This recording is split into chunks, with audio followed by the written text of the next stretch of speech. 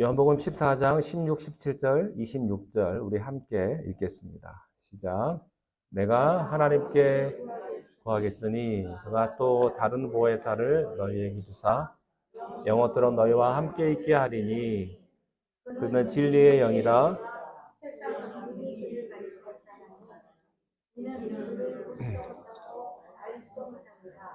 그러나 너희는 그를 안 하니 그는 너희와 함께 거하시며 또 너희 속에 계시느니라. 보혜사 곧 아버지께서 내 이름으로 보내실 성령 그가 너희에게 모든 것을 가르치고 내가 너희에게 말한 모든 것을 생각나게 하리라. 아멘. 2주 전에 성령님에 대한 말씀을 드렸습니다. 성령은 예수님의 영입니다. 이렇게 말씀을 드렸습니다. 예수님께서 제자들을 떠나가시면서 내가 떠나가는 것이 너희들에게 유익하다 이렇게 말씀하시면서 보혜사 성령을 보내주셨습니다. 보혜사라는 뜻이 뭐라고 말씀을 드렸습니까? 보혜사. 영어로는 카운셀러인데 제가 카운셀러보다는 코치가 더 가깝다 이렇게 말씀을 드렸습니다. 항상 내 옆에서 나와 함께 하시면서 나를 도와주시고 나를 인도하시며 나에게 힘을 불어 넣어주시는 그런 분이다 이렇게 말씀을 드렸습니다. 성령님은 우리를 떠나지 아니하시는 인격체이십니다. 구약시대에는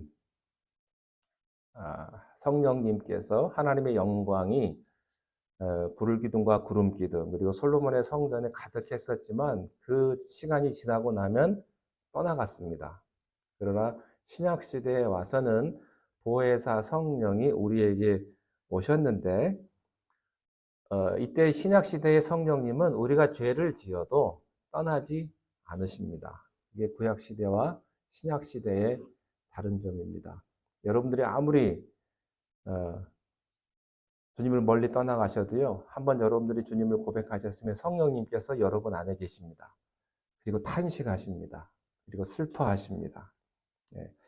왜냐하면 우리의 공로 때문에 성령님이 오신 것이 아니고 십자가의 공로로 우리에게 오신 것이기 때문에 내 죄와 상관없이 성령님은 내 안에 거하신다고 하는 사실입니다.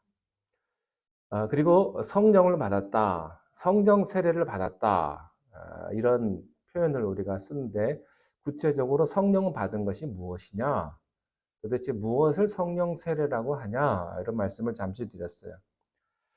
우리가 예수님 믿고 구원받을 수 있는 것은 성령님께서 임하셨기 때문에 내가 그리스도를 주로 시인하고 하나님이 믿어지는 겁니다.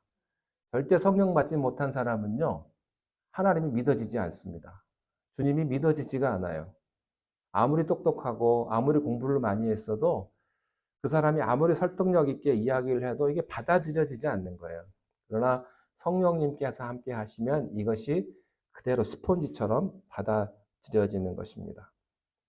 믿는 순간에 우리가 예수 그리스도를 내 구세주로 영접하는 그 순간에 성령님께서 내 안에 임하시는 것이고요. 이것을 가리켜서 성령의 인치심이다. 이렇게 말씀을 드렸습니다. 또 성령님은 능력이 있으신 인격체이십니다. 그래서 우리가 성령을 받으면 성령의 은사가 있어요. 은사. 은사는요, 기프트, 선물입니다. 그러니까 이것은 하나님께서 그냥 주시는 거예요. 내가 원한다고 받아지는 것도 아니고, 내가 아무리 달라고 해도 주시는 분이 주기 싫으시면 안 주는 거예요. 그래서 다른 사람이 받은 은사를 여러분들이 샘내실 필요가 하나도 없어요. 어떤 분들은 음식을 잘하는데 어떤 분들은 음식을 못하시는 분이 있고 어떤 분들은 몸이 건강하셔가지고 이것저것 잘하시는데 어떤 분들은 몸이 약해서 그렇게 못하시는 분이 있어요. 어쩔 수가 없는 거예요. 왜냐하면 은사가 다 다르기 때문에 어떤 분은 가르치는 은사가 있고 어떤 분은 찬양의 은사가 있고 그 모든 은사들이 있어요. 은사들이 다 달라요. 근데 이 은사의 목적은 무엇이냐? 하나님 앞에 영광을 돌리고 하나님께서 주신 사명을 감당하라고 주신 것인데 이 은사를 제대로 활용하지 못하면 하나님께서 걷어가 버리십니다. 은사는 내가 사모할 수는 있어요. 그러나 억지로 끌어낼 수는 없는 것입니다.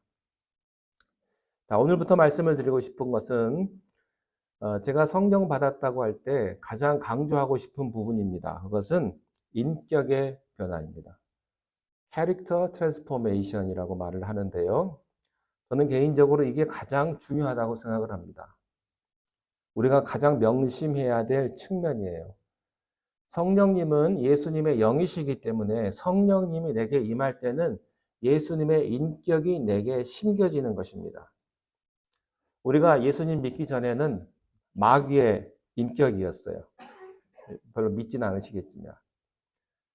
내가 비판하고 욱하고 욕하고 화내고 열등감 많고 잘 삐치고 이런 마귀의 인격체를 예수님이 뽑아내시고 우리가 예수님을 믿을 때 예수님의 인격이 내게 심겨졌습니다.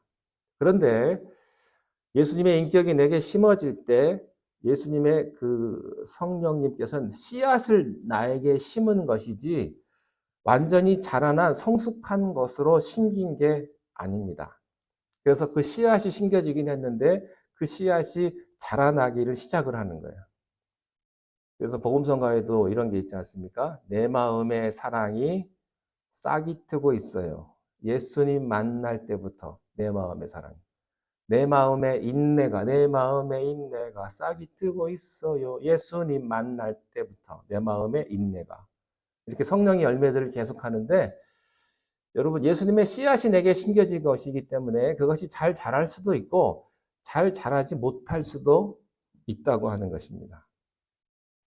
문제는 이게 싹이 잘 자라나야 하는데 아직도 옛사람의 잔재가 아직도 남아 있다는 것이죠. 그래가지고 우리가 예수님 믿고 성령을 받으면 새 사람으로 태어났는데 그럼에도 불구하고 우리가 자꾸 세상적으로 가고 세상 사람들과 자꾸 접촉하게 되면 이 마귀의 영이 다시 나에게 내 안에 있는 옛사람의 잔재에 불을 붙이게 됩니다. 그래서 우리는 인격의 변화를 받았습니다만 우리는 평생 동안 계속해서 업데이트를 해야 돼요. 계속해서 새로워져야 하는 것입니다. 교회에 와서 은혜 많이 받다가 드라이브하고 이제 밖을 나갔는데 갑자기 이제 누가 운전을 위험하게 하면요, 그냥 욱하고 올라옵니다.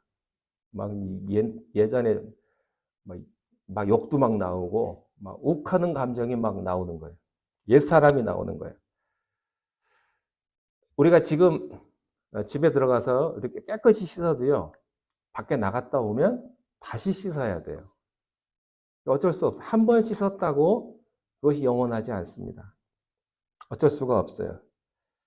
우리는 교회 안에 들어왔을 때 아직 옛 사람이 살아있는 공사 중인 사람들이 많이 모여 있어요.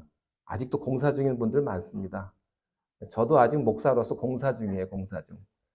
다 끝났으면 좋겠는데 언제까지 공사할지 모르겠는데 공사 중인 분들이 굉장히 많아요. 그래서 어떤 의미에서는요, 가장 은혜 많은 교회가 가장 상처가 많아요. 내 안에 있는 상처를 서로 주고받으면서 그리고 자기가 성격이 상처가 많을수록 남한테 상처를 많이 주는 사람일수록 자기도 상처를 잘 받습니다.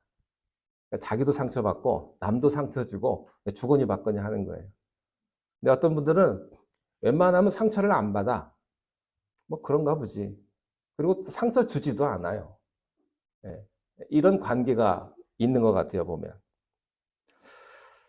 그런데 우리가 이 상처받은 채로 이 상처는 독과 같은 것인데 이 상처받은 대로 교회에서 봉사를 하거나 사역을 하면요, 사람들에게 상처를 줘요. 여러분, 우리가 상처를 가슴에 품고 찬양을 한다. 가령 상처를 품고 목사가 설교를 한다. 그러면요, 이 독이 그냥 그대로 나가는 거예요. 어떤 목사님 설교하는데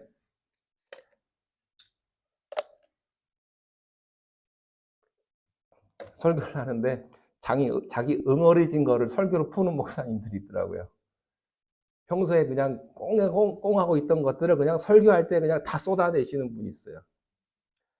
그렇게 쏟아내면 듣는 분들이 다 상처받죠. 그래서 우리는 날마다 무릎 꿇고 성령이 오셔서 나의 모난 인격을 깎아주십시오. 예수님 닮아가게 해주십시오라고 기도해야 됩니다. 그래서 치유를 받아야 돼요. 근데 우리가 치유받았다, 주님의 치료를 받았다, 이 말은 완벽하게 문제가 해결된다는 것을 의미하는 것이 아닙니다. 우리가 말하는 치유라고 하는 것은 성령의 빛 앞에 완전히 드러내 놓는 것을 의미하는 거예요. 우리가 드러내 놓으면 성령님께서 그것을 고쳐주시는 거죠. 그러니까 적어도 내가 숨기지 않는 거예요. 만약에 내 안에 음란의 영이 있다. 이것을 숨기지 않고 성령님, 내게 이런 게 있습니다. 주님께서 특별히 좀 다뤄주십시오. 그렇게 성령님께 내놓으면요, 성령님께서 그 부분을 손을 보십니다. 그런데 문제가 있는데도 그 문제를 은폐하고 성령님 못 들어오시게 하면요, 마귀가 작업을 합니다. 우리가 화가 나거나 삐지잖아요.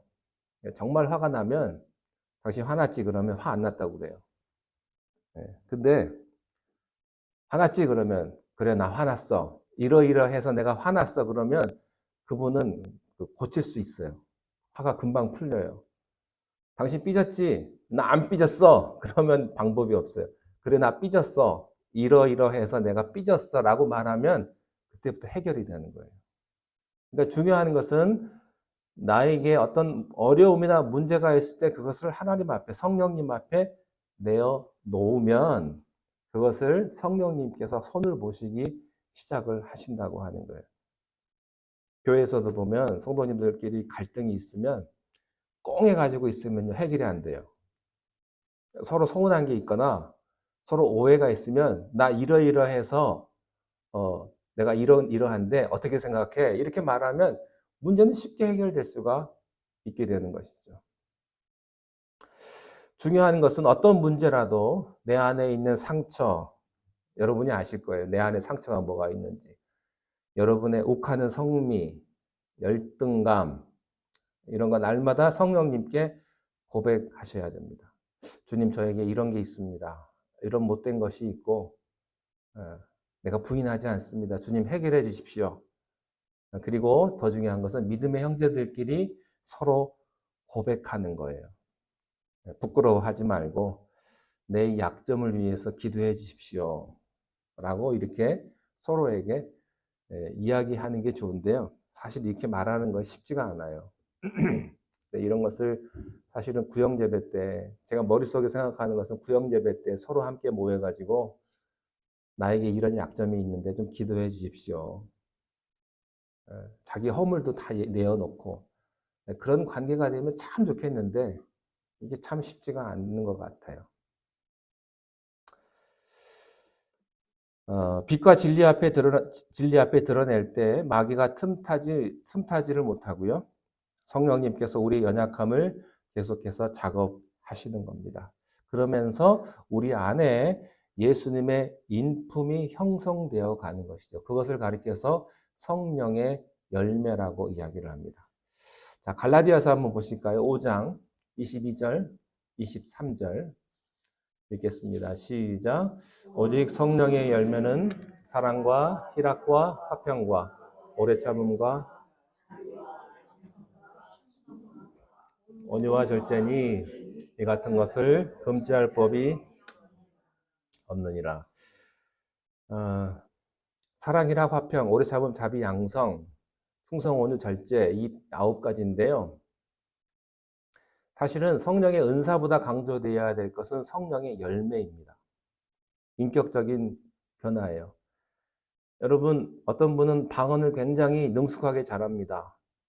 근데 방언 잘 받고 딴소리 하는 분들도 많더라고요. 방언의 은사 받고 신유의 은사 받으면 뭐 합니까? 집에 가가지고 아내나 자식들한테 함부로 말하고 또 세상에서 사기치고 거짓말하고 여러분 예수 믿는 사람들 중에서도요 정말 못된 사람 많아요. 사람들 앞에서 고개를 들기가 참 부끄러울 정도로. 은사는 있을 수도 있고 없을 수도 있어요. 그러나 열매는 반드시 나타납니다. 여러분들에게 이 9가지의 성령의 열매 가운데 하나도 없다. 그 좀 문제가 있는 거예요.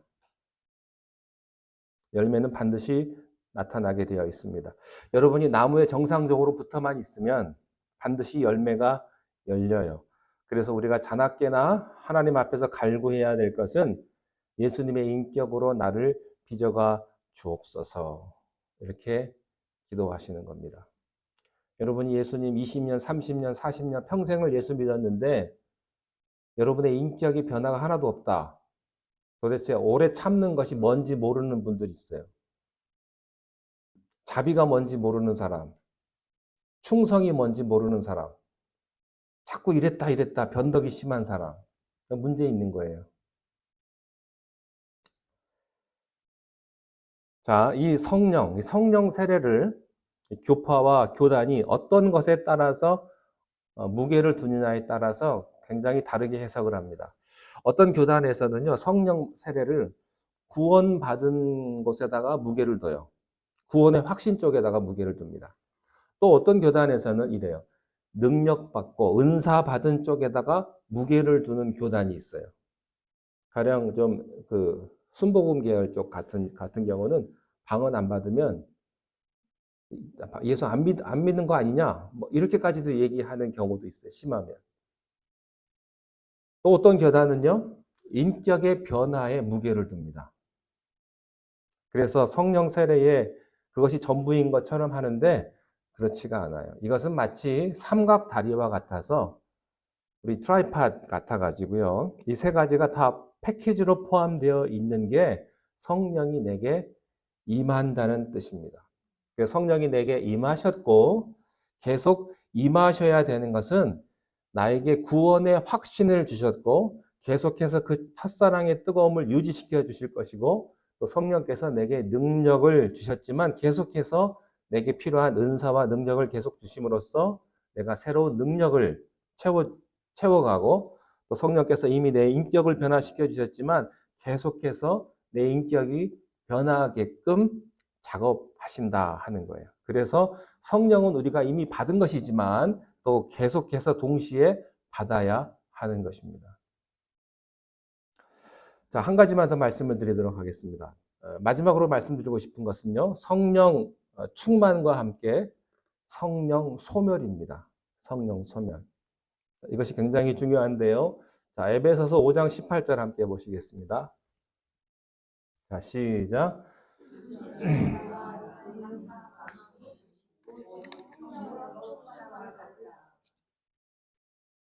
제가 여기서 영어로 썼잖아요. 한글말 밑에. 뭔가 이유가 있겠죠. 여기 보시면은 성령으로 충만함을 받으라 이렇게 돼 있잖아요. 근데 영어로는 뭐라고 돼 있냐면 be filled with the Spirit 이렇게 돼 있거든요. 저보다 영어 잘하시는 여러분들 이거 어떻게 해석해야 될까요? be filled with the Spirit. 성령 충만하라예요. 원래대로 하면. 만약에 성령 충만을 받으라 이랬으면요. 영어로 receive the Holy Spirit 이렇게 써야 되거든요. 근데 여기서는 성령을 충만함을 받으라 이렇게 번역이 되어 있지만 사실은 성령 충만하라라고 하는 뜻입니다. 이게 왜 중요하냐? 성령 충만함을 받으라 그러면요. 하나님 책임이에요. 줘야 받죠. 근데 성령 충만하라 그러면 내 책임이에요. 성령 충만은 내가 하는 거예요. 그러니까 내 책임이에요, 내 책임.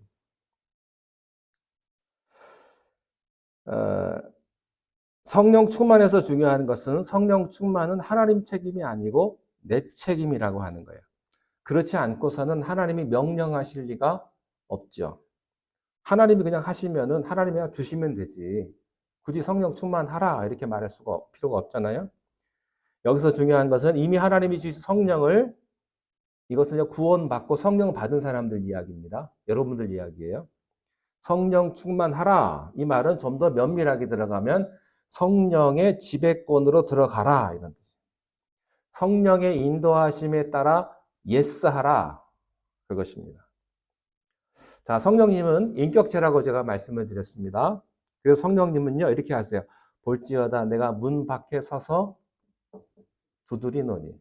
저 같으면 무슨 문을 부시고 그냥 들어가 버릴 텐데 성령님께서는 인격체시기 때문에요. 그렇게 안 하세요. 문을 두드리세요. 여러분의 마음의 문을 두드리세요. 근데 그것을 민감하게 듣는 사람들은 아, 이게 두드리시는구나 라고 생각하고 깨닫고 여는 사람이 있고 그런 쪽으로는 아예 귀를 닫아버리는 사람이 있다는 거예요. 하나님은 젠틀맨이세요.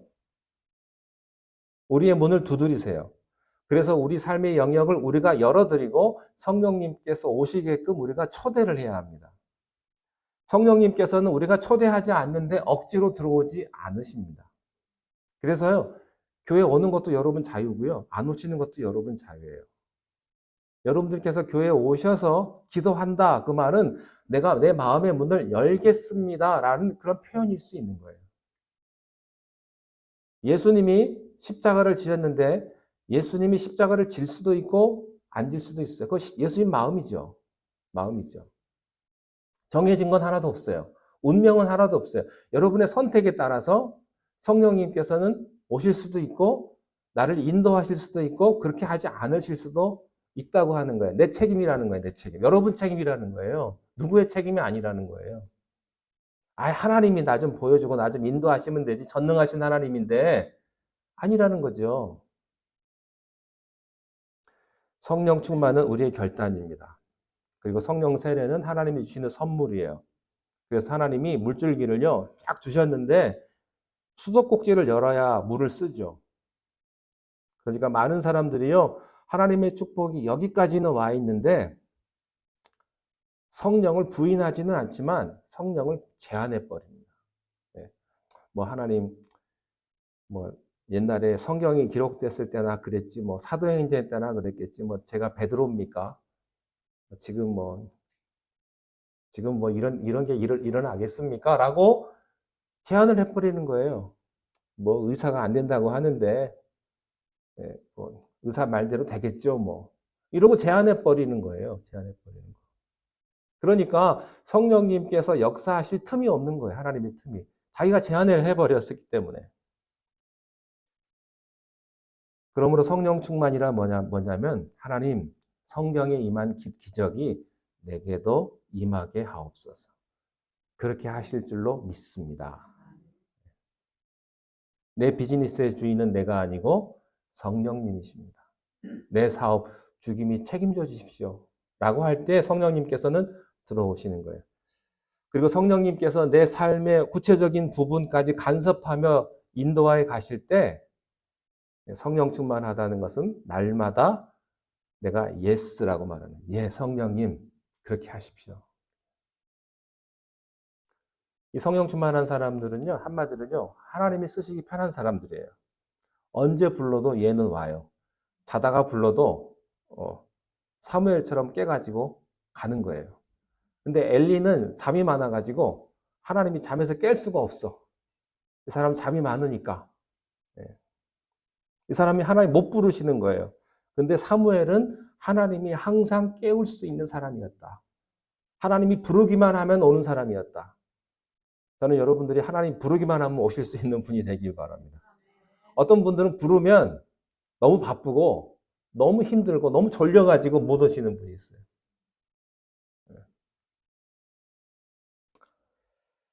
여러분의 돈은요, 하나님 쓰기가 좀 편해야 돼요.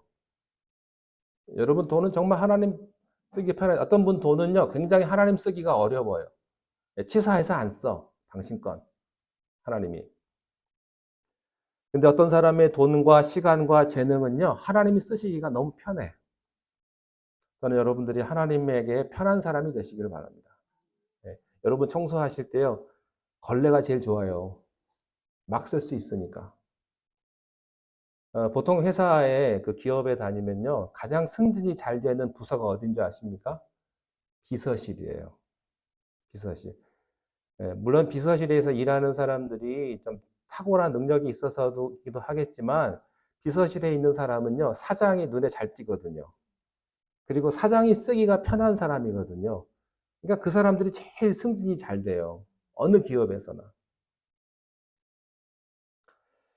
여러분, 하나님 보기 편한 사람이 되십시오. 성령 충만이란 하나님이 주신 성령의 그 결단에, 그 인도하심에 내가 항상 예스 하는 거예요. 주님 말씀하시면 내가 항상 주님께 맞추겠습니다. 성령 충만한 사람이 되기를 바랍니다. 네. 제가 좀 이렇게 리더십이 좀 이렇게 뭐랄까 확 이런 게 없어요. 제가 저를 알아요. 그래서 이제 가끔 그런 얘기 해요. 뭐 신학교 다닐 때는 파쇼가 돼야 된다. 그래야 이제 교인들이 싫어하면서 쫓아온다. 뭐 그런 얘기를 하거든요. 근데 제가 이제 교인분 한 분 한 분한테 여쭤봐요. 이렇게 하면 어떻겠습니까? 그러면 어떤 분들은 어떻게 하셔든 좋습니다. 이렇게 말하는 분이 있는가 하면 어떤 분들은 그건 안 되고요. 그건 안 되고요. 그건 조건이 많은 분들이 있어요. 이런 분들은 제가 굉장히 힘들어요. 여러분 하나님 앞에 조건 많이 달면 하나님이 힘든 거예요. 나는 조건 없어요, 하나님. 하나님 날 쓰시면 내가 뭐든지 하겠습니다. 그러면 하나님이 우리를 잘 아시거든요. 우리가 뭘 잘하고 뭘 못하시는 줄 알거든요. 하나님이 시키시는데, 전능하신 하나님이 우리를 인도하시는데, 하나님이 어찌 여러분에게 가장 좋은 곳으로 주시지 않겠습니까? 어떤 분은 나는 절대 구역장 못합니다. 이런 분도 있고, 예. 어떤 분은 나는 성가대 죽어도 못합니다. 이런 분도 있고. 자, 그런데 성령 충만과 함께 성령 소멸이라는 게 있어요. 성령 소멸은 뭘까요? 정반대죠. 하나님의 인도하심에 노라고 말하는 사람. 간이 배 밖으로 나온 사람들. 하나님이 이렇게 하라고 그랬는데 노 하는 사람들은요. 굉장한 대단한 사람들이에요. 자, 데살로니가서 5장 19절 한번 보십시오. 시작. 성령을 자, 영어로는 뭐라고 되어 있습니까? Do not put out the Spirit's fire. 이거를 좀 더 잘 해석하면 뭘까요? 성령의 불을 끄지 말고 이런 뜻이거든요. 그러니까 불을 누가 꺼요? 내가 끄는 거예요, 내가. 성령님이 있는데 내가 꺼버리는 거예요. 그러니까 이건 성령의 불이 있는 사람들 얘기죠. 성령의 불이 없는 사람한테는 해당이 안 되는 거예요. 성령의 불이 있는 사람들 얘기입니다. 그러니까 성령 소멸은 성령님 자체를 소멸하는 것이 아니고 성령님께서 주신 감동의 불을 소멸하는 거예요. 자, 성령님은 떠나가지 않는다고 그랬어요. 여러분, 우리가 아무리 불을 꺼도 성령님은 떠나가지 않으세요. 근데 성령의 감동은 꺼버리는 거예요. 믿음의 감동, 믿음의 기쁨은 내가 꺼버리는 거예요. 교회는 와요. 근데 기쁨이 없어요. 여러분 혹시 주일날 교회 오면서 설레는 마음으로 혹시 오십니까? 어떤 집사님 그러더라고요. 자, 주일날 교회 오는데 마음이 설렌대. 오랜만에 느끼는 감정이래요. 네. 저도 솔직히 고백하면 교회 올 때 정말로 기대되고 막 두근거리는 마음으로 오는 때가 있지만 안 그런 때도 있거든요. 의무적으로.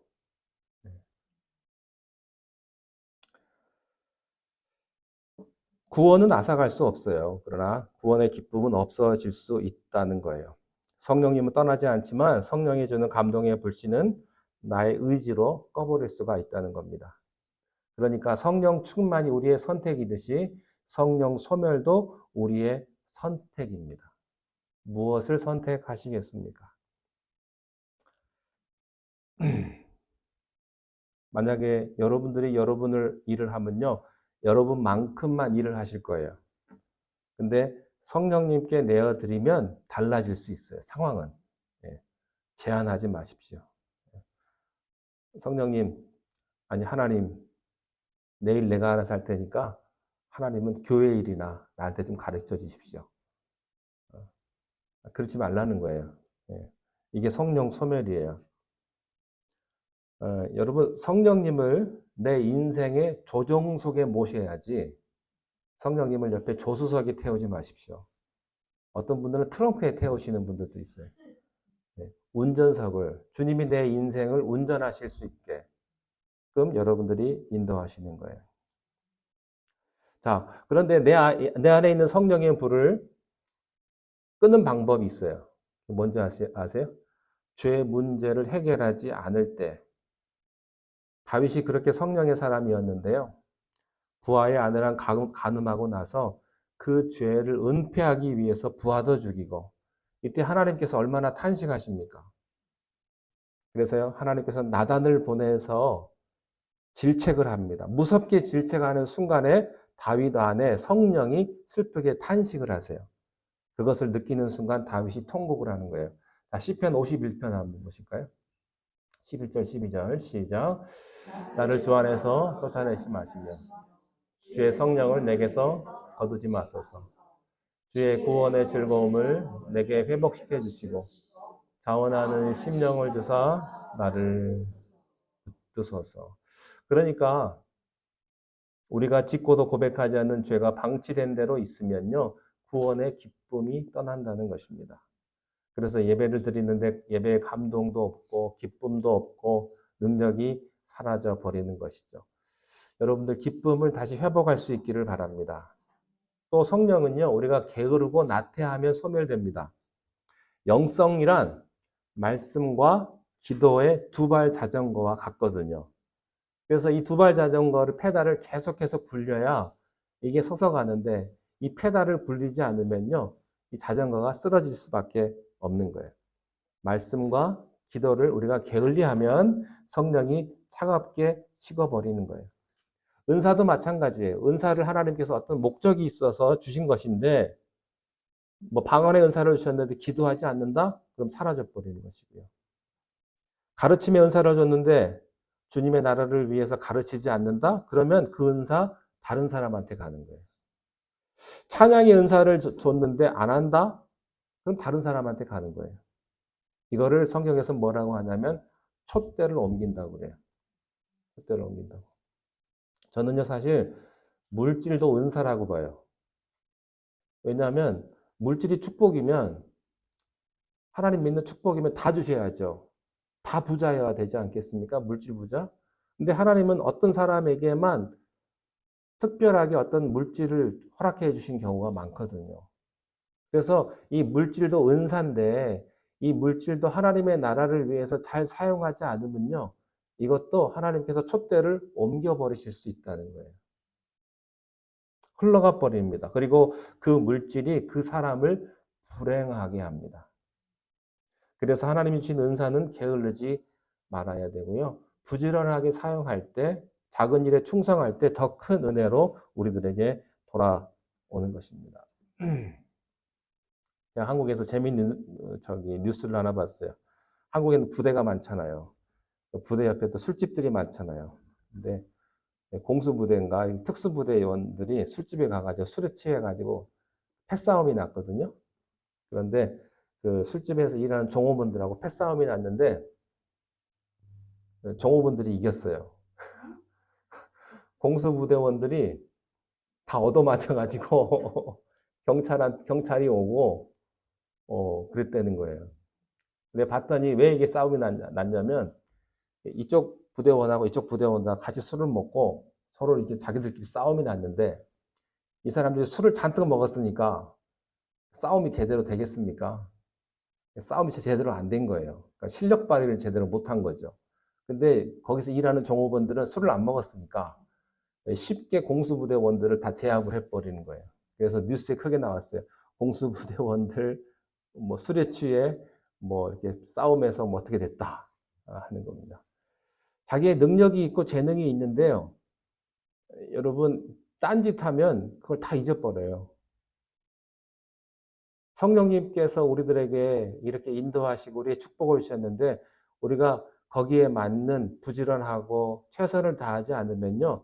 그 모든 은사와 능력들을 하나님 다 뺏어가 버리세요.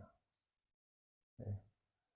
여러분이 주신 건강, 여러분이 주신 시간, 여러분에게 주신 하나님의 모든 것 다 여러분들이 잘 사용할 수 있기를 바랍니다. 네. 잘 사용하면 하나님께서 30배, 60배, 100배의 축복으로 여러분에게 함께 하실 줄로 믿습니다. 기도하겠습니다. 우리에게 성령님을 주시고 예수 그리스도를 주라 고백하며 매일매일 성령님의 인도하심 가운데 살아갈 수 있도록 축복하시니 감사합니다.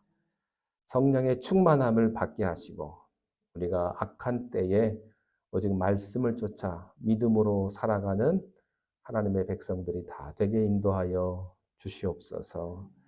돌아가는 발걸음도 지켜주시고 다시 만날 때까지 성령님께서 우리의 모든 삶과 우리의 모든 시간들을 주장하여 주옵소서. 예수님 이름으로 기도하옵나이다. 아멘.